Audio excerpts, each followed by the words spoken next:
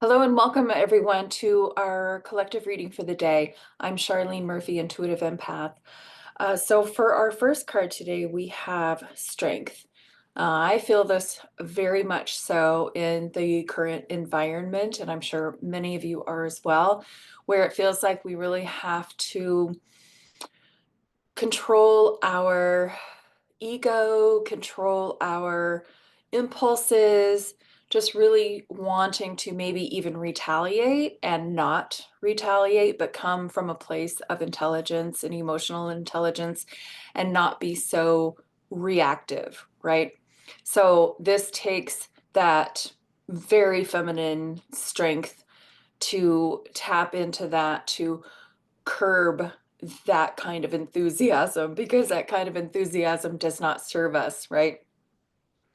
And so here we go, tapping into our strength, our solar plexus energy, mustering all of it to keep it together, to not get into the drama or the energies that are around us, and remaining steadfast and true to our own truths, our own selves, right?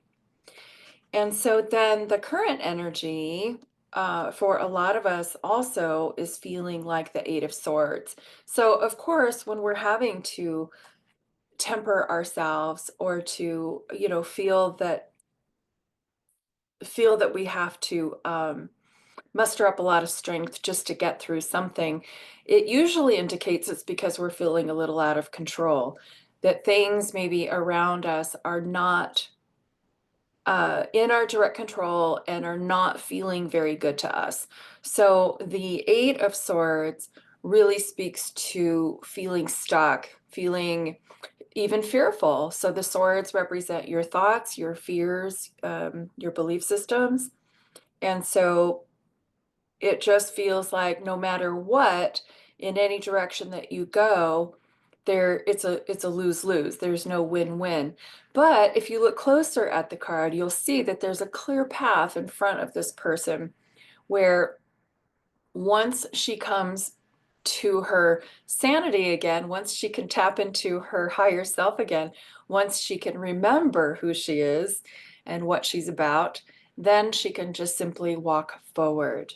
But this happens to a lot of us when our environment is telling us all kinds of different information and instilling fear in what's going on.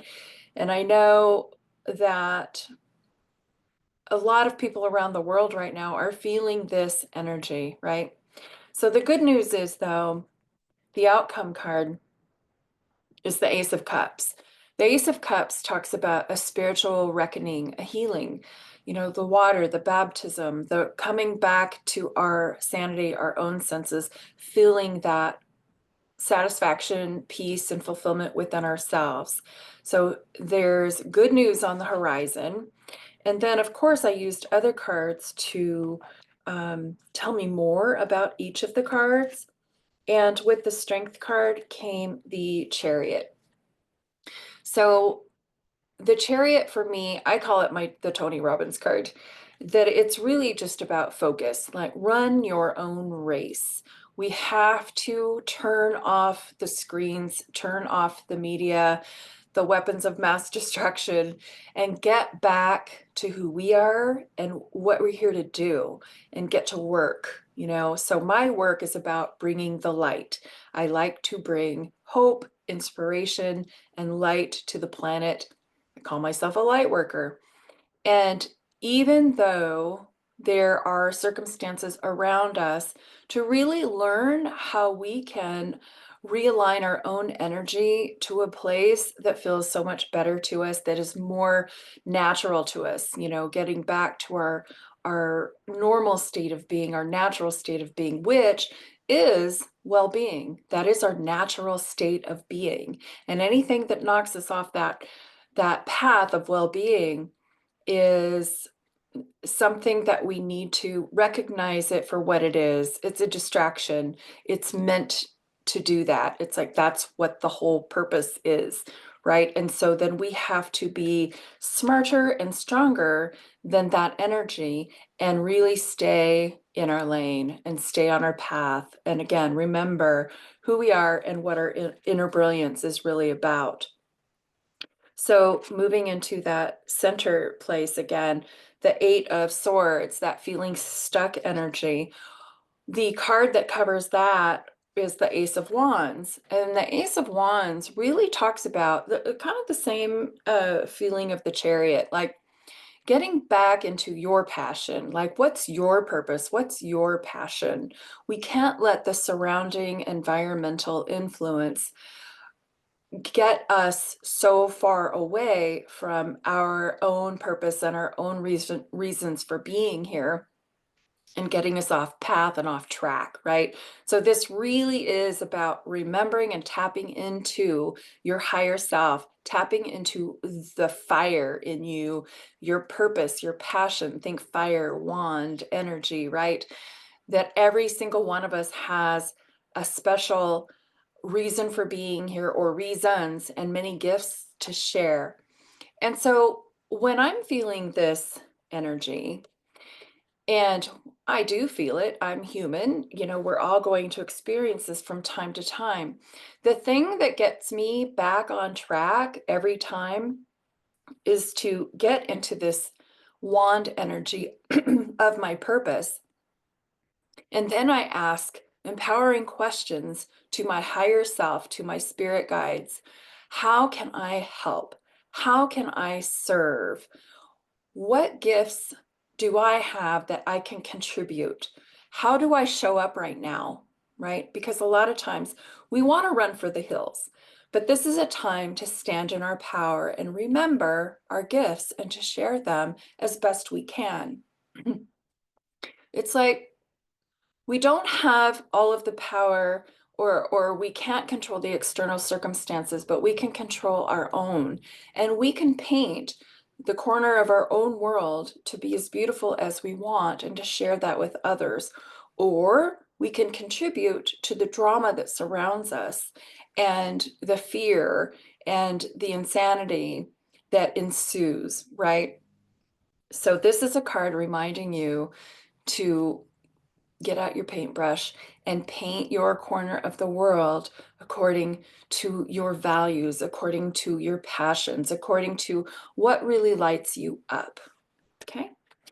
And then the last card of spiritual healing and that redemption feeling comes the Nine of Cups.